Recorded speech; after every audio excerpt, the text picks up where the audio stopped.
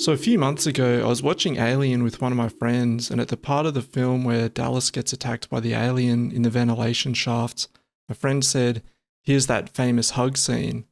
I'd heard this scene be referred to in that manner before, like mockingly, as though that's all the filmmakers could do with that particular alien costume that they had. Having it reaching forward with its arms in a perhaps silly hug type manner, rather than actually perhaps lunging forward and grabbing Dallas. As a fan of Alien, I was typically quite unhappy at people poking fun at this particular scene. Now, a few months before this particular viewing of Alien with my friend, I was watching the horror series The Haunting of Hill House. At a completely unexpected moment, a really big jump scare really got me. It's a somewhat famous jump scare from that show. Fans of the show will probably know which one I'm talking about. People often refer to the paralyzing effect of fear, but it's actually a fairly complicated issue. There are a variety of different ways that someone could be paralyzed with fear, so to speak. I guess the most obvious would be that a person becomes like a deer in headlights in the face of something scary. Something more complicated would be if a person were to have an unwillingness to see a particular perspective, what it may reveal. When the jump scare from The Haunting of Hill House got me, what I experienced was more like a seizure.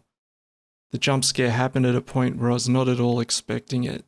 It felt like all of my muscles tensed up simultaneously, with my muscles all suddenly tensed up, pulling in opposite directions. I could feel my joints and skeletal structure being compressed.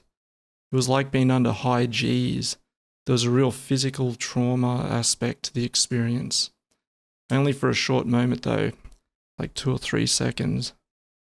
Now, having had such a visceral experience concerning the paralyzing effect of fear in the months leading up to this alien viewing experience with my friend, I guess I was somewhat more primed to make a new discovery or see a new perspective in this alien hug scene.